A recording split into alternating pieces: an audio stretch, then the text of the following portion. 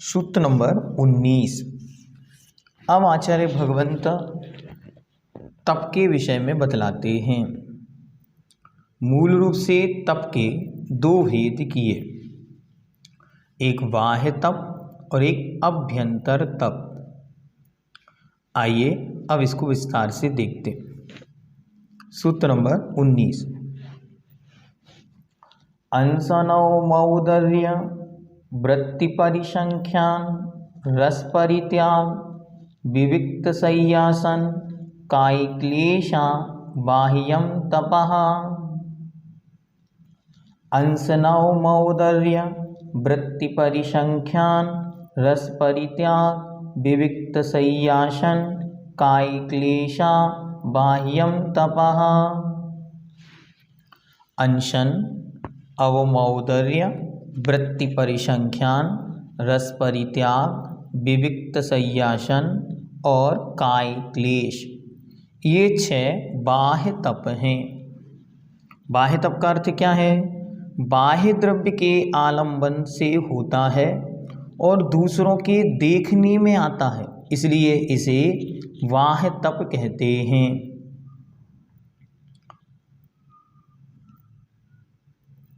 आगे अब इनकी क्रमशः एक एक को समझाते। अंसन, अन, अशन, अनसन। अन मतलब नहीं और अशन मतलब होता है भोजन। भोजन से तात्पर्य यहाँ पर चारों प्रकार का आहार। तो चारों प्रकार के आहार का ग्रहण नहीं करना ही अनशन है। चारों प्रकार के आहार का त्याग करना अनशन तप है। यह एक दिन को आदि लेकर बहुत दिन तक के लिए किया जाता है। अनेक उसकी विधियां हैं और अनेक प्रकार से साधक इन्हें करते हैं। अवमौदर्य, इसे ऊनोदर भी कहते हैं। ऊन मतलब कम, उदर मतलब होता है पेट या भूख, तो भूख से कम खाना इसको बोलते हैं अवमौदर्य। भूख से कम आहार करना अवमौदर्य तप है। वृत्ति परिसंख्यान, जब मुनि आहार के लिए जाते हैं तब मन में संकल्प लेकर जाते हैं, जिसे श्रावक लोग विधि कहते हैं। जैसे 1 कलश 2 कलश से पड़गाहन होगा तभी जाएंगे, नहीं तो नहीं। 1 गली 2 गली तक जाऊंगा, यह वृत्ति परिसंख्यान तप है। ऐसा करे ही यह नियम नहीं, प्रतिदंड करें यह भी नियम नहीं, ये तो तप है। आज मेरा वृत्ति परिसंख्यान तप है, ऐसा भी नहीं करना चाहिए और गुरु से सामूहिक में नहीं, एकांत में इस तप को ग्रहण करना चाहिए।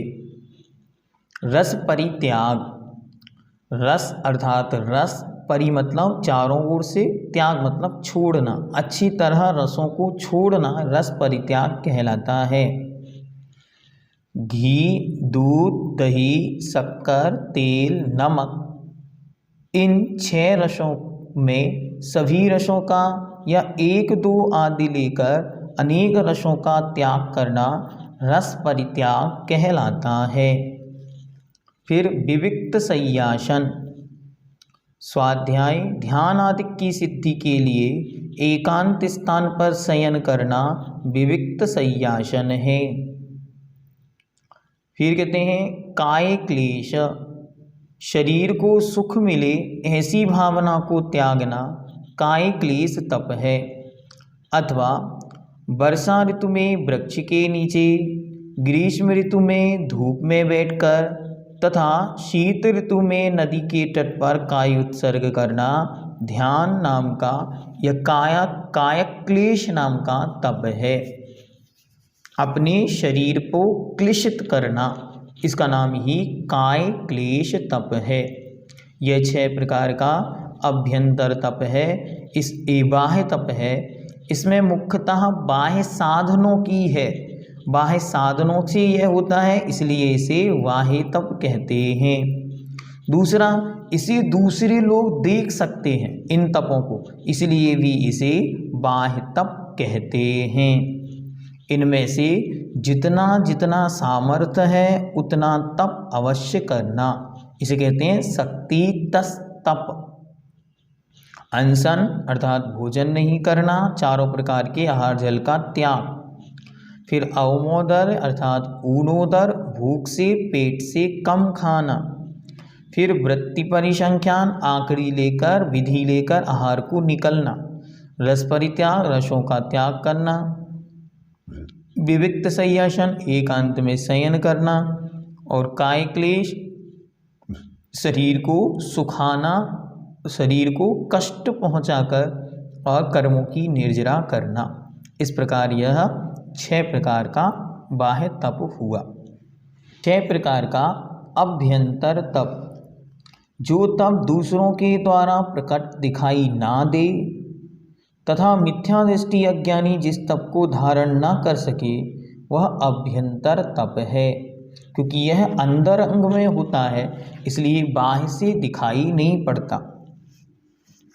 सूत्र नंबर 20, प्रायश्चित, विनय, वैयावृत्य, स्वाध्याय, व्युत्सर्ग, ध्यानान्युत्तरम। प्रायश्चित, विनय, वैयावृत्य, स्वाध्याय, व्युत्सर्ग, ध्यानानि अर्थात ध्यान, उत्तरम अर्थात बाद वाले अभ्यंतर तप के भेद हैं। इस प्रकार यह 6 प्रकार का अभ्यंतर तप है। पहला प्रायश्चित, जिससे मुनियों के व्रतों में लगे दोष शुद्ध हो जाएं, वह प्रायश्चित है। विनय, पूजेषु आदरो विनयः, पूज्य पुरुषों का आदर करना विनय नाम का तप है। वैयावृत्य, अपने शरीर व अन्य प्राशुक वस्तुओं से मुनियों व त्यागियों की सेवा करना, उनके ऊपर आई हुई विपत्ति आपत्ति संकट को दूर करना, इसका नाम वैयावृत्य है। स्वाध्याय, ज्ञान भावना आलस्य त्यागः स्वाध्यायः। आचार्य पूज्यपाद देव लिखते हैं, आलस्य का त्याग करके ज्ञान की आराधना करना स्वाध्याय नाम का तप है। आलस्य को त्याग करके और ज्ञान की भावना करना अर्थात ज्ञान में अपने उपयोग को लगाना, इसका नाम स्वाध्याय है। व्युत्सर्ग, शरीर से ममत्व तथा अंतरंग और बहिरंग परिग्रह का त्याग करना व्युत्सर्ग है। व्युत्सर्ग का अर्थ है परिग्रह का त्याग, तो अंतरंग परिग्रह और बाह्य परिग्रह को छोड़ना ही व्युत्सर्ग है। व्युत्सर्ग का दूसरा नाम कायोत्सर्ग भी होता है, अर्थात अपने शरीर के प्रति ममत्व को छोड़कर, बाहरी सब परिग्रह आदि के प्रति ममत्व को छोड़कर अपनी आत्मा में चिंतन में लगना या फिर पंच परमेष्टि आदि का ध्यान करना। फिर इसके बाद ध्यान, उत्तम सेनन वाले का एक विषय में चित्तवृत्ति का रुकना ध्यान है, जो अंतर मुहूर्त तक होता है। यहाँ पे यह 6 प्रकार का अभ्यंतर तप हुआ। पहला प्रायश्चित, विनय, वैयावृत्य, स्वाध्याय और व्युत्सर्ग और ध्यान। अब क्रमशः आचार्य भगवंत उमा स्वामी देव इनका विस्तार यहाँ पर करेंगे। एक एक सूत्र से प्रायश्चित, विनय आदि को भेद बतलाएंगे व्युत्सर्ग तक, फिर बाद में ध्यान का सांगोपांग विवरण विस्तार यहाँ प्रस्तुत करेंगे। बहुत सुंदर विवेचन ध्यान का इस ग्रंथ में देखने को मिलता है। इन जो अभ्यंतर तप हैं इनके और जो भेद हैं उनको बतलाते हैं। सूत्र नंबर 21, नव चतुर्दश पंच द्विभेदा यथाक्रमम प्राग ध्यानात्। प्राग मतलब पहले, ध्यानात् मतलब ध्यान से। ध्यान से पहले पहले तपों के यथाक्रमम क्रम से, नव अर्थात 9, चतुर्दश मतलब 14, पंच मतलब 5, द्वि मतलब 2 भेद हैं। किस प्रकार से? तो क्रम से लगाना। सबसे पहले प्रायश्चित, प्रायश्चित के 9, विनय, विनय के 4, वैयावृत्त के 10, स्वाध्याय के 5 और व्युत्सर्ग के 2। इस प्रकार इनके भेद जानना। प्राग ध्यानात् अर्थात ध्यान के पहले पहले तक। ऐसा क्यों कहा? ऐसा इसलिए कहा क्योंकि अब आचार्य भगवंत ध्यान का विस्तार अलग से करेंगे, इसलिए इनके अलग से भेद बतला दिए। ध्यान का विस्तार बहुत विस्तार से बतलाएंगे। सामान्य से ध्यान के 2 और 4 शुभ ध्यान, अशुभ ध्यान और 4 प्रकार से अलग प्रकार से ध्यानों का वर्णन आचार्य आगे सविस्तार करेंगे।